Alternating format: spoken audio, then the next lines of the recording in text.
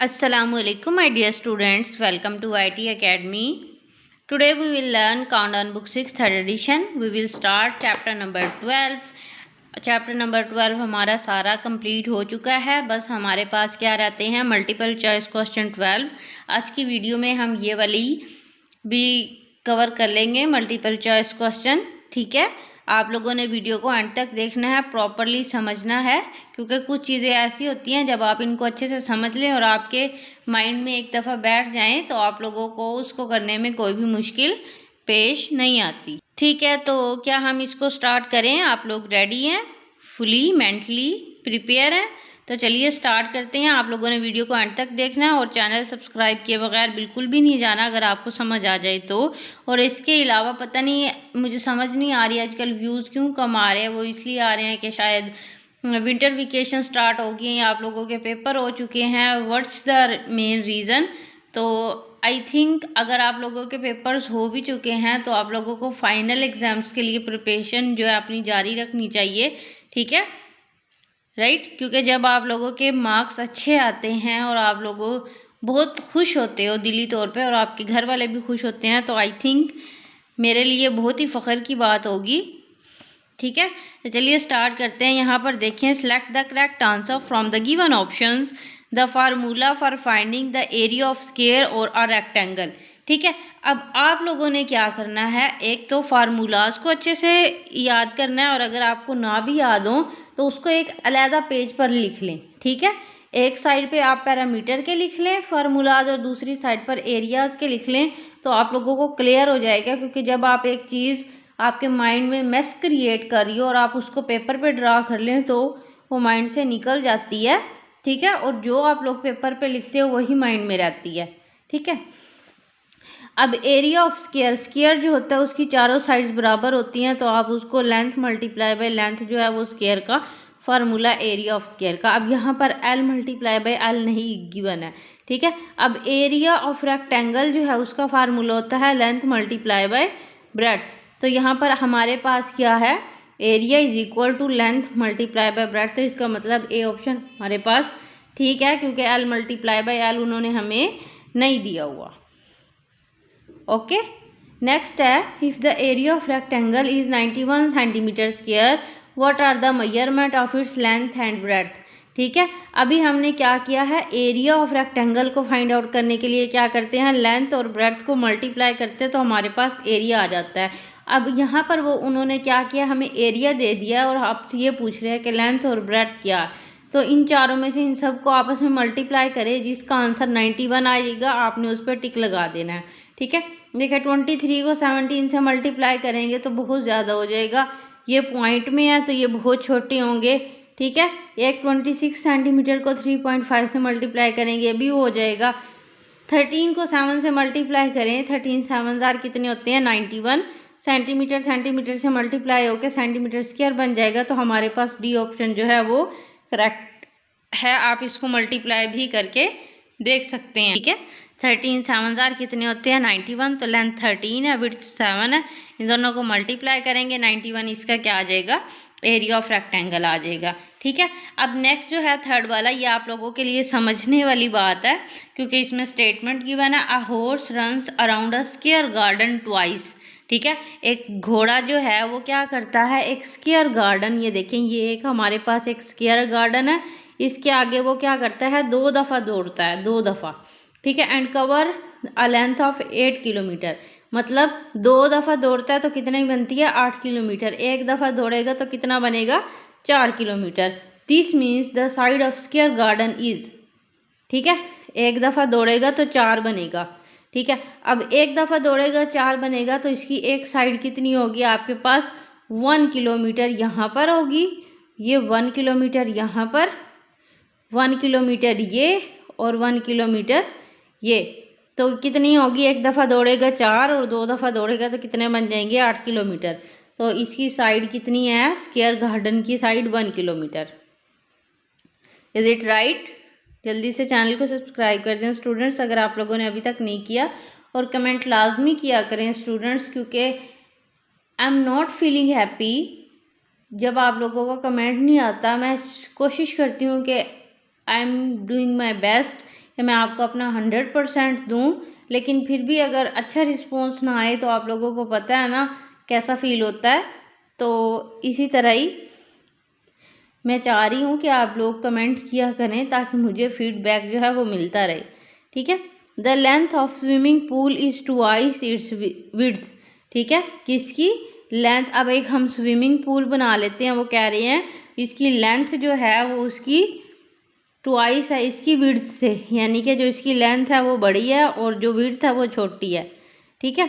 If the width is 8 metre, width कितनी है 8 metre, ये वाली विड्थ होती है ना, ये हमारे पास है 8 metre. The total edge around the pool is calculated as, अब देखें the length of swimming pool is twice its width, वो क्या कह रहे हैं लेंथ जो है वो इसकी विड्थ से डबल है, यानी कि लेंथ जो है वो कितनी हो जाएगी आपके पास 8 का डबल करेंगे तो कितना हो जाएगा 16 मीटर, ठीक है। तो total edge around the pool मतलब पूल के इर्द गिर्द यानी कि उसका पैरामीटर जो है वो कितना होगा, तो आप इनको ऐड कर देंगे। हमने क्या फार्मूला पढ़ा था 2 इंटू लेंथ प्लस ब्रेड्थ, ठीक है। तो ये फार्मूला होगा हमारे पास, 2 इसकी साइड्स होती हैं, 2 लेंथ और 2 ब्रेड्थ, 16 जो है उसकी लेंथ 8 ब्रेड्थ, तो टोटल कितनी बन जाएगी 48 मीटर, ठीक है। नेक्स्ट है हमारे पास the parameter and area of square will always have the same numerical value, वो क्या कह रहे हैं अगर पैरामीटर और एरिया का सेम न्यूमेरिकल वैल्यू आएगी, अगर जो है area is square of parameter, जो एरिया है वो पैरामीटर का स्क्वायर हो, ठीक है। Each side of square is 4 unit, each side of square is 5 unit, ये दोनों बिल्कुल भी नहीं है। Area of square, area is square of parameter, ठीक है। जो एरिया है वो पैरामीटर का क्या होना चाहिए स्क्वायर होना चाहिए, तो आपके पास जो है दोनों की न्यूमेरिकल वैल्यू जो है वो सेम आएगी। Is it right.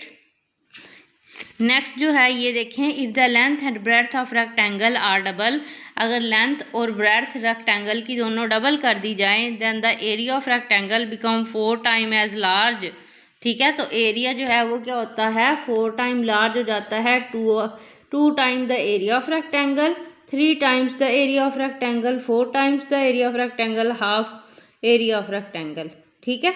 इसको समझने वाली बात है, अगर आपके पास एक लेंथ है, एक रेक्टेंगल है, उसकी लेंथ भी डबल कर दो और उसकी ब्रेड्थ भी डबल कर दो, ठीक है।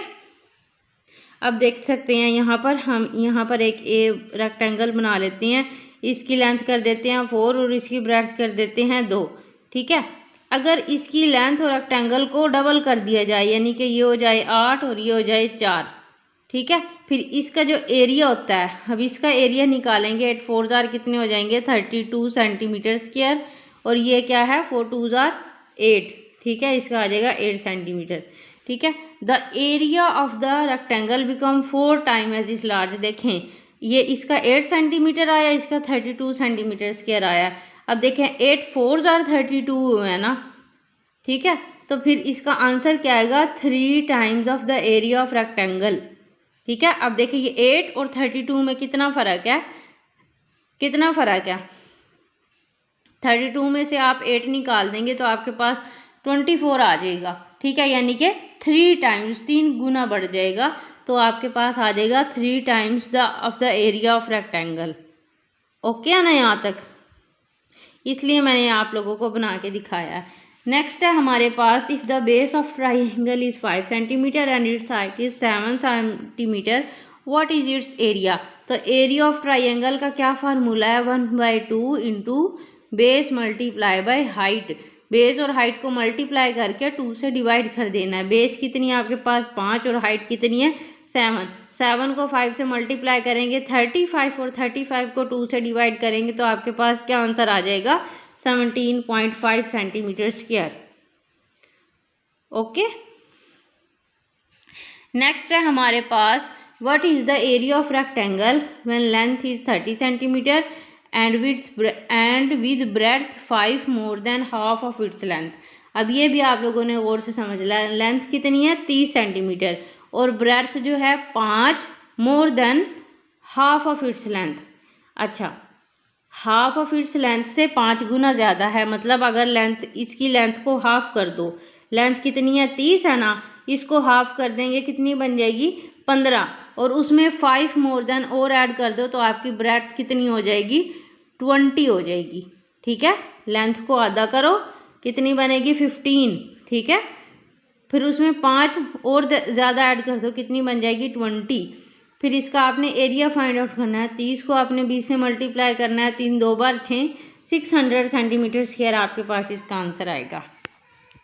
ओके, ठीक है ना यहाँ तक। मतलब वो क्या कह रहे हैं, एंड विद ब्रेड्थ, और इसकी जो चौड़ाई है वो 5 गुना ज़्यादा है उसकी लेंथ के हाफ से। इसकी लेंथ की हाफ की 15 और उसमें 5 और ज़्यादा ऐड कर दिए तो कितने बन गए 20। 20 को 30 से मल्टीप्लाई किया तो हमारे पास इसका एरिया आ गया रेक्टेंगल का 600 सेंटीमीटर स्क्वायर।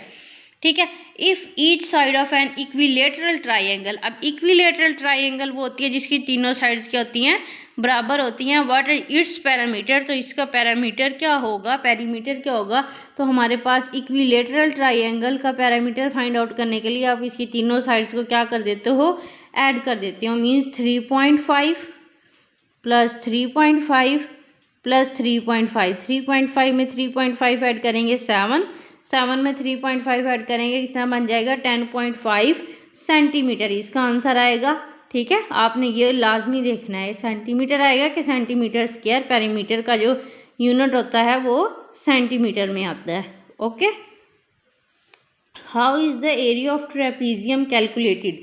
अब एरिया ऑफ ट्रेपीजियम को कैसे कैलकुलेट करेंगे, देखिए यहाँ पर इसका फार्मूला गिवन है।